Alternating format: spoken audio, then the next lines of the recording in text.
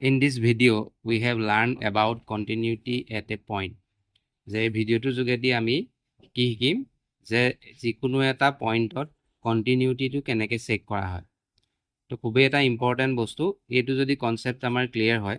তেতিয়া আমি পাছৰ কুৱেশ্যনছখিনি আমি খুব সহজে সমাধান কৰিব পাৰিম।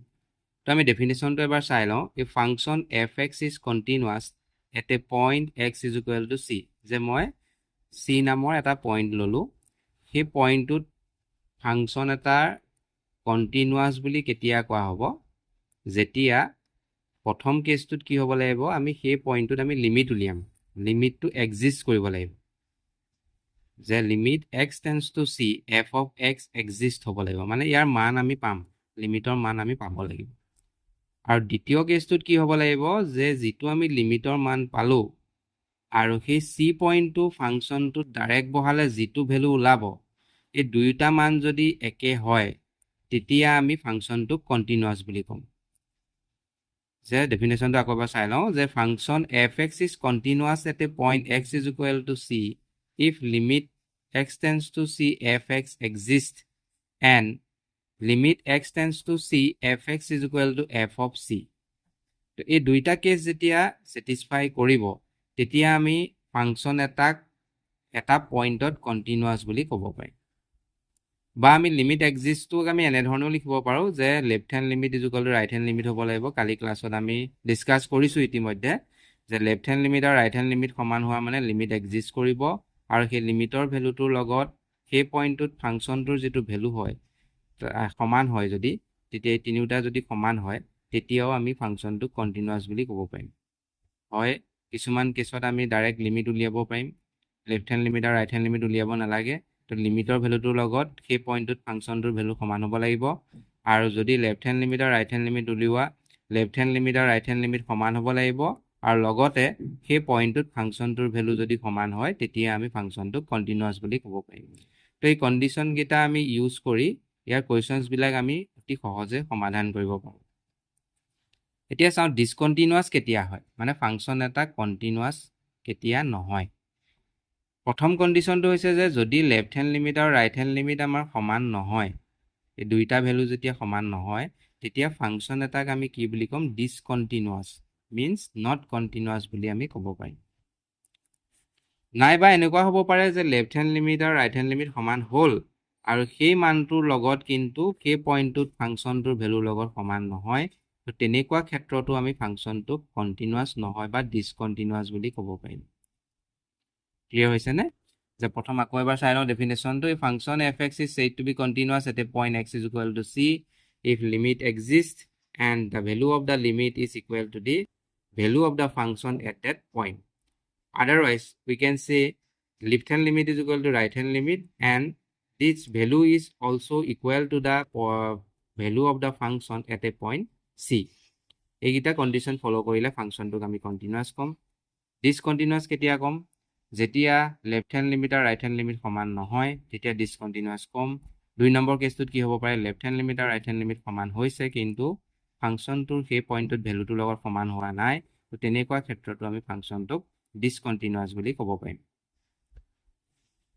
আৰু যিটো পইণ্টত ফাংচনটো কণ্টিনিউৱাছ নহয়, if f is not continuous at a point c then c is call point of discontinuity. সেই পইণ্টটোক আমি পইণ্ট অফ ডিছকণ্টিনিউটি বুলি ক'ম। কেতিয়াবা আমাৰ পইণ্ট অফ ডিছকণ্টিনিউটি উলিয়াবলৈ দিয়ে, তো আমি ফাংচনটো কণ্টিনিউৱাছ নহয় বুলি আমি সেই পইণ্টটোত দেখাব লাগিব। তো ডেফিনেশ্যনটোৰ ওপৰত বেছ কৰি আমি কেইটামান কুৱেশ্যন ছল্ভ কৰি চাওঁ যাতে আমাৰ কনচেপ্টটো বেছি ক্লিয়াৰ হয়। ধৰি লোৱা এটা ফাংচন দিয়া আছে F x is equal two twice x plus 3 at x is equal two 1। যে এক্স ইজ ইকুৱেল টু 1 পইণ্টটোত ফাংচনটো কণ্টিনিউৱাছ হয় নে নহয় আমাক চেক কৰিবলৈ দিছে। তো আমাৰ প্ৰথম মূৰত কি খেলাব যে আমি সেই পইণ্টটোত ফাংচনটোৰ লিমিট উলিয়াব লাগিব। তো আমি লিখি ল'লোঁ যে লিমিট এক্স টেন্স টু 1, মানে 1ত উলিয়াব গৈছে কাৰণে 1 লিখিছোঁ। F of x is equal to limit x tends to 1, F এক্সৰ মান যিহেতু দিয়া আছে টুৱাইছ এক্স প্লাছ 3, গতিকে টুৱাইছ এক্স প্লাছ 3 লিখিলোঁ ইজ ইকুৱেল টু। তো যিহেতু এইটো আমি কোনো ধৰণৰ ৰেষ্ট্ৰিকশ্যন নাই বা জিৰ' কোনো কাৰণত তলত হোৱাৰ চান্স নাই, গতিকে আমি লিমিটৰ ভেলুটো ডাইৰেক্ট ইয়াত পুট কৰিব পাৰিম। তো গতিকে আমি 1টো এক্সৰ জেগাত পুট কৰি দিলোঁ। এক্সৰ জেগাত পুট কৰি দিয়াৰ লগে লগে ইয়াৰ ভেলুটো হ'বগৈ 2 × 1 + 3 অৰ্থাৎ 5। এতিয়া আমি নেক্সট লিমিটৰ মানটো উলিয়াম ভ্যালু অফ লিমিট উলিওৱা হ'ল এতিয়া আমি কি কৰিম যে এই পইণ্টটো ডাইৰেক্ট ইয়াৰ ভ্যালু কিমান হয় তো গতিকে আমি 1 পইণ্টটো আনি ফাংচনটো ডাইৰেক্ট বহাই দিওঁ ইয়াত x ৰ জায়গাত ডাইৰেক্ট বহাই দিওঁ তো ডাইৰেক্ট বহাই দিয়াৰ লগে লগে মানে f of 1 হৈ গ'ল f of 1 ৰ ভ্যালু কিমান হৈ গ'ল 2 into 1 plus 3 অৰ্থাৎ 5 অৰ্থাৎ আমাৰ যি দুটা ভ্যালু পালো ইয়াৰো ভ্যালু 5 পালো লিমিটৰ ভ্যালু 5 পালো ডাইৰেক্ট ফাংচনটোৰ ভ্যালু সেই পইণ্টটো 5 পালা দুইটা ভ্যালু ইকুৱেল হৈ গ'ল ইকুৱেল হোৱাৰ কাৰণে আমি ফাংচনটো কি বুলি ক'ব পাৰিম কন্টিনিউয়াছ বুলি ক'ব পাৰিম তো তেনেই সহজ আমি জাস্ট কন্ডিশনটো চেক কৰিব লাগে যে এটো ইকুৱেল হৈছে নে নাই হোৱা লিমিট ভ্যালুৰ লগত সেই পইণ্টটোত ফাংচনটোৰ ভ্যালু সমান হৈছে নে নাই হোৱা যদি সমান হয় কন্টিনিউয়াছ হ'ব আৰু যদি সমান নহয় তেতিয়া এটো কন্টিনিউয়াছ নহয় বা ডিসকন্টিনিউয়াছ তো তেনেই সহজ এবাৰ ভালকে চাই লও কোৱেশ্চনটো সলিউশনটো লিমিট উলিয়ালা 1 পইণ্টত ফাংচনটোৰ ভ্যালু উলিয়ালা দুইটা ভ্যালু ইকুৱেল হৈ গ'ল 5 এ পালা গতিকে ফাংচনটো কন্টিনিউয়াছ হ'ব এবাৰ আমি নেক্সট সেকেন্ড কোৱেশ্চনটো লৈছো নতুবা ফাংচনটো এনেকে দিব পাৰে নট ইকুৱেল আৰু ইকুৱেল ফৰ্মত দিব পাৰে ইয়াত দিয়া আছে আমি চাই লওঁ fx is equal to x cube plus 3 if x not equal to 0 আৰু x equal to 0 হলে তাৰ ভ্যালুটো 1 হ'ব বুলি আমাক কৈ থৈছে আৰু কোনটো পইণ্টত চেক কৰিবলৈ কৈছে x is equal to 0 পইণ্টত আমি ফাংচনটোৰ কন্টিনিউটি চেক কৰিব লাগে তো প্ৰথম মূৰতে আমাৰ খেলাব যে আমি লিমিট উলিয়াব লাগিব তো লিমিট উলিয়াবলৈ যাওঁ লিমিট আমি কাৰ উলিয়াম যিটো নট ইকুৱেল দিয়া থাকে ফাংচনটো আমি চাম এটো ফৰ্মেটত দিয়া থাকিলে আমি সদায় টাৰ্গেট কৰিম যে যিটো পাৰ্ট নট ইকুৱেল দিয়া থাকে তাৰ আমি লিমিট উলিয়াম তো নট ইকুৱেল দিয়া আছে আমাৰ এটো পাৰ্ট x cube plus 3 দিয়া আছে তো ইয়াৰ আমি লিমিট উলিয়াম limit x tends to 0 fx limit x tends to 0 x cube plus 3 অৰ্থাৎ x ইয়াত আমাৰ কোনো ধৰণৰ ৰেষ্ট্ৰিকশন নাই 0 পুট কৰিব পাৰিম তো 0 কিউব প্লাস 3 হৈ গ'ল ইয়াৰ ভ্যালুটো হৈ গ'ল 3 এতিয়া আমাৰ 0 পইণ্টত ফাংচনটোৰ ভ্যালু কিমান হয় মানে x ৰ জায়গাত যদি 0 বহাই দিও ইয়াৰ ভ্যালুটো fx কিমান দিয়া আছে তোমাক 1 দিয়া আছে তো ইয়াত আমি লিখিলো যে f of 0 হলে তাৰ ভ্যালুটো 1 এতিয়া আমি ভেৰিফাই কৰি চালো যে লিমিট ভ্যালু আমাৰ কিমান লাইছিলে 3 আৰু 0 পইণ্টত ফাংচনটোৰ ভ্যালু কিমান ললে 1 তো দুইটা ইকুৱেল আমাৰ হল নে নহল তো আমি লিখিলো যে limit x tends to 0 f of x is not equal to f of 0 তো এই কন্ডিশনটো যদি সমান নহয় অসমান হয় তেতিয়া আমি কাক কি কম নট কন্টিনিউয়াছ বুলি কম যে সেই পইণ্টত আমি ফাংচনটো আমাৰ নট কন্টিনিউয়াছ তো তেনেই সহজ বেছি টান নহয় যদি এনে ধৰণে দিয়া থাকে নট ইকুৱেল ইকুৱেল তো তুমি লিমিট কাৰ উলিয়াবা যিটো পাৰ্ট নট ইকুৱেল দিয়া থাকে তাৰ লিমিট উলিয়াবা আৰু ইকুৱেল দিয়া থকাটো ফাংচনটো ডাইৰেক্ট ভ্যালু তো ডাইৰেক্ট ভ্যালু 1 পালা লিমিট ভ্যালু 3 পালা so not equal so we can say that the function is not continuous at x is equal to 0 এবাৰ আৰু এটা নোট আমি চাই লওঁ কেতিয়াবা আমাৰ এনেকুৱা কেছ হ'ব পাৰে if the function given in the above format মানে মই কি কৈছো যে not equal আৰু equal formatত যদি দিয়া থাকে the function is given is modulus function or greatest integer function যদি modulus function or greatest integer function যদি ইয়াত থাকে কিবা কাৰণত তেতিয়া আকৌ তুমি এনে ধৰণে কৰিলে নহব আমি কালিও কৈছিলো যে মডুলাস আৰু গ্ৰেটেষ্ট ইন্টিজাৰ ফাংচন আহি যোৱাৰ লগে লগে আমি কি উলিয়াম লেফট হ্যান্ড লিমিট উলিয়াম ৰাইট হ্যান্ড লিমিট উলিয়াম দুইটা ভ্যালু উলিয়াব লাগিব ইকুৱেল হয় নে নহয় চেক কৰিব লাগিব যদি ইকুৱেল হয় তেতিয়াহে আমি লিমিট ভ্যালু পাম তো মডুলাস আৰু গ্ৰেটেষ্ট ইন্টিজাৰ অহাৰ লগে লগে সাৱধান হবা যে লেফট হ্যান্ড লিমিট আৰু ৰাইট হ্যান্ড লিমিট তুমি দুইটা পাৰ্ট উলিয়াই দেখুৱাব লাগিব যদি মডুলাস আৰু গ্ৰেটেষ্ট ইন্টিজাৰ নাথাকে তেতিয়া আমি লিমিট উলিয়াবলৈ হলে ওপৰৰ কোৱেশ্চনটো গতে আমি সমাধান কৰিলে হ'ল নট ইকুৱেল ইকুৱেল ফৰ্মেটত যদি আহে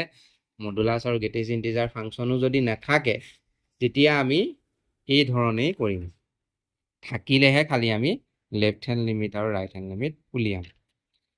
এবাৰ আৰু এটা কোৱেশ্চন চেক কৰি চাওঁ fx is equal to দিয়া আছে x to the power 4 minus 16 divided by x minus 2 if x not equal to 2 আৰু 16 দিয়া আছে যদি x ৰ মান 2 হয় আৰু কোনটো পইণ্টত চেক কৰিবলৈ কৈছে x is equal to 2 পইণ্টত তোমাক চেক কৰিবলৈ কৈছে তো লগালগ আইডিয়া হৈ গ'ল যে লিমিট তুমি উলিয়াব লাগিব লিমিট কাৰ উলিয়াম যিটো পাৰ্ট নট ইকুৱেল দিয়া থাকে ইয়াত নট ইকুৱেল পাৰ্ট কোনটো দিয়া আছে x not equal to 2 হলে fx কি ল'ব কৈছে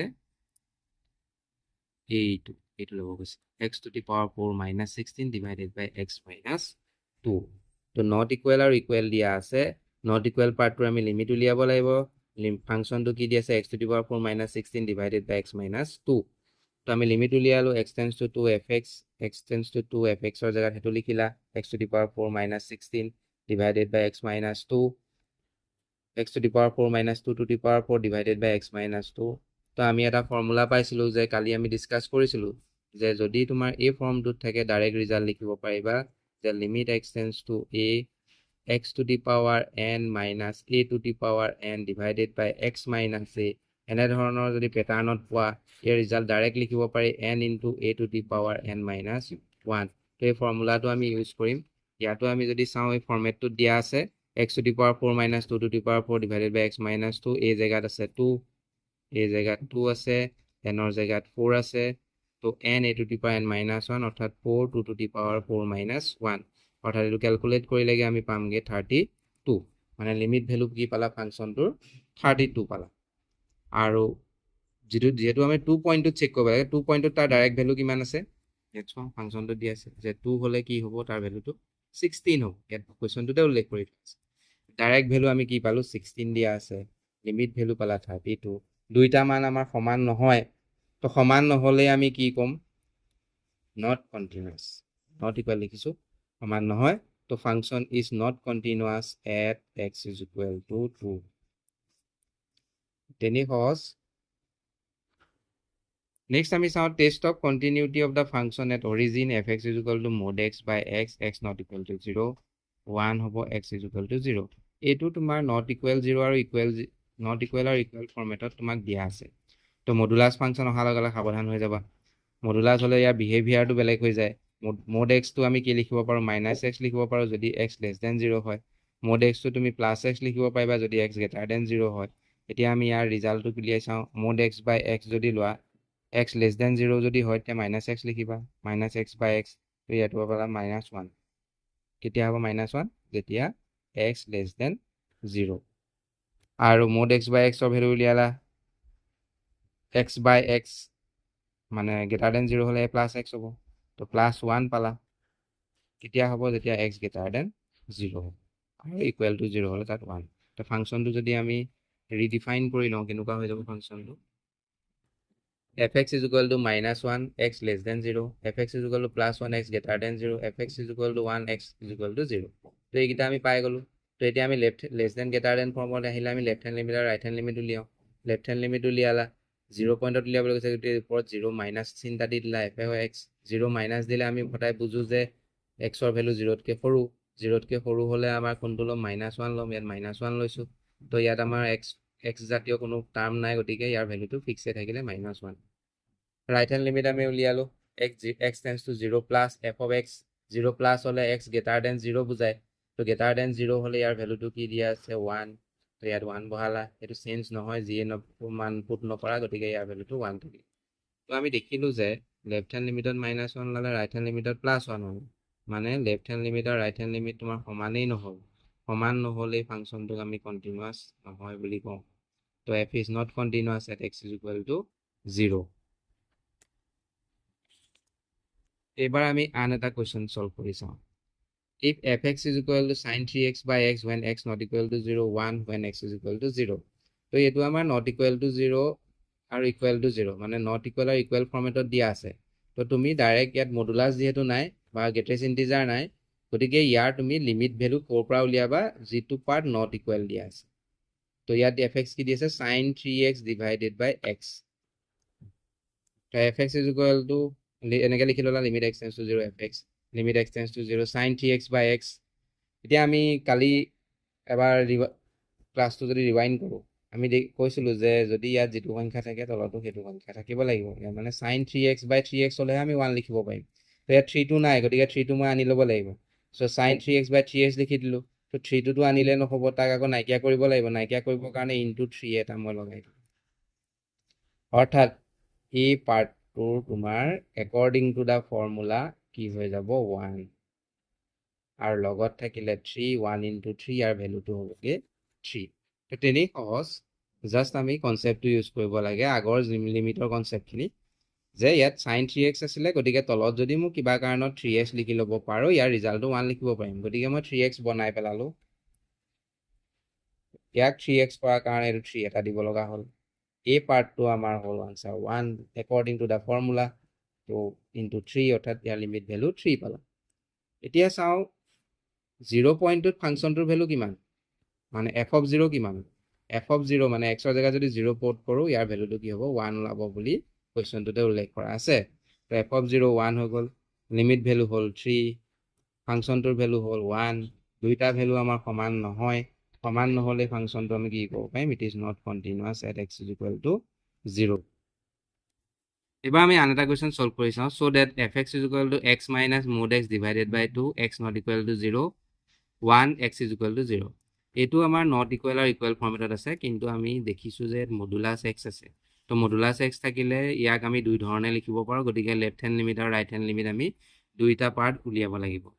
তো গতিকে আমি ইয়াৰ ফাংচনটো লিখি লওঁ এবাৰ যে fx টোক আমি কেনেকৈ লিখিব পাৰিম fx is equal to fx is equal to হৈ যাব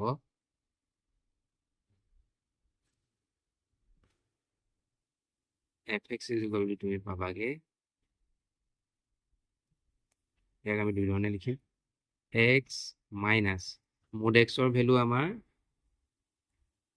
minus x হয় less than 0 হলে তো ইয়াক minus x লিখিলো divided by 2 অৰ্থাৎ এটো কি হ'বগে x plus x হ'ব divided by 2 অৰ্থাৎ twice x by 2 হয় তো 2 টো যদি আমি ক্যান্সেল আউট কৰো তো এটো হ'বগে তোমাৰ 1 কেতিয়া পাবা when x less than 0 কাৰণ আমি সমান দিয়া আগত কৈছিলো যে mod x is equal to minus x when x less than 0 এবাৰ আমি greater than 0 কন্ডিশনটো ইউজ কৰো x minus mod x is equal to কি হয় ডেফিনেশন মতে plus x when x greater than 0 তো আমি mod x ৰ জায়গাত plus x লিখিলো এবাৰ divided by 2 তো x ৰ পৰা x বিয়োগ কৰি 0 হ'ল 0 by 2 ইয়াৰ ভ্যালুটো 0 পালা তো x greater than 0 হলে ইয়াৰ ভ্যালুটো হ'বগে 0 আৰু 3 নম্বৰ কন্ডিশনটো দিয়া আছে fx is equal to 1 if x is equal to 0 অৰ্থাৎ আমি কি পালোগে fx কি পালা fx পালা 1 x less than 0 হলে 0 পালা তো x is equal to 0 হলে ইয়াৰ ভ্যালুটো 1 হ'ব তো এতিয়া যদি আমি ইয়াৰ লেফট হ্যান্ড লিমিট উলিয়াও limit x tends to 0 minus f of x আর right hand limit আমি উলিয়াও right hand limit কেনেকৈ লিখিম limit x tends to 0 plus f of x অর্থাৎ 0 minus হলে less than 0 তো fx কি লম 1 তো ভ্যালু ফিক্স আছে গতিকে 1 এ থাকিলে কোনো চেঞ্জ নহলে ইয়াত আমাৰ x 0 প্লাস হলে x greater than 0 বুজায় তো fx 0 greater than 0 হলে এটো কি হ'ব 0 তো ইয়াৰ ফাইনাল আনসাৰটো 0 হ'ব তো আমি দেখিলো যে লেফট হ্যান্ড লিমিট আৰু রাইট হ্যান্ড লিমিট সমান নহয় তো therefore L is not equal to RSL implies fx is not continuous at x is equal to 0 কোৱেশ্চনটো দেখি ভয় খাব নালাগে যে মডুলাসৰ কন্ডিশনটো আমি ইয়াত ইউজ কৰিলেই হ'ল যে mod x is equal to minus x over x less than 0 mod x is equal to plus x over x greater than 0 যেনেকুৱা ধৰণৰ ফাংচন নিদিয়ক mod x থাকিলে আমি এনে ধৰণে লিখিলো অৰ্থাৎ fx টোক আমি এনে ধৰণে উলিয়াই পেলাব পাৰিলো ইয়াৰ left hand limit right hand limit উলিয়াব পৰা হলো দুইটা সাইড সমান নহয় গতিকে ফাংচনটো কন্টিনিউয়াস নহয় এবাৰ আমি আন এটা কোৱেশ্চন চেক কৰি চাওঁ এটো কোৱেশ্চনৰ ফৰ্মেটত দিয়া আছে যে লেস দেন আৰু গ্ৰেটাৰ দেন ফৰ্মেটত দিয়া আছে 1 পইণ্টত উলিয়াব লাগে যে 1 তে ইয়াৰ লেস দেন দিয়া আছে আৰু গ্ৰেটাৰ দেন দিয়া আছে আৰু 1 তে ইয়াক চেক কৰিবলৈ কৈছে তো তেনেকুৱা ধৰণৰ কোৱেশ্চনছ বিলাক আহিলে আমি লেফট হ্যান্ড লিমিট আৰু ৰাইট হ্যান্ড লিমিটৰ সহায় লম যে যেটো পইণ্টত আমাৰ ফাংচনটো কন্টিনিউটি চেক কৰিবলৈ দিব এই পইণ্টটোতে যদি ফাংচনটো ডিফাইন কৰা থাকে লেস দেন গ্ৰেটাৰ দেন যদি দিয়া থাকে তেতিয়া আমি সদায় তাৰ লেফট হ্যান্ড লিমিট আৰু ৰাইট হ্যান্ড লিমিট উলিয়াই চাম গতিকে ইয়াৰ লেফট হ্যান্ড লিমিট কিমান হ'ব limit x tends to 1 minus f of x right hand limit কি হ'ব limit x tends to 1 plus f of x অর্থাৎ 1 মাইনাস হলে আমি বুঝি পাওঁ যে less than 1 তো less than 1 হলে এটো কি লম fx কি লম 1 plus x square তো x ৰ জায়গাত যদি আমি 1 পুট কৰি দিওঁ এটো হ'বগে তোমাৰ 2 রাইট হ্যান্ড লিমিটত বহাই দিওঁ 1 plus মানে x greater than 1 হলে এটো কি ল'বলৈ গৈছে 2 minus x এটো 2 minus x তো অৰ্থাৎ এটো হ'বগে 2 minus 1 1 দুইটা ভ্যালু সমান নহয় লিখি দিলা যে therefore LSL is not equal to RSL so it is not continuous at x is equal to 1 তো questions বিলাক তেনে সহজ আৰু কনসেপ্টটো আমি যাত ইয়াত এপ্লাই কৰিব লাগে যদি এটো ফৰ্মেটত দিয়া থাকে যে যেটো পইণ্টত আমি লিমিট উলিয়াবলৈ দিলে ধৰি লোৱা ইয়াত less than 1 আছে greater than 1 আছে আকৌ সেই পইণ্টটোতে যদি আমাক লিমিট উলিয়াবলৈ দিয়ে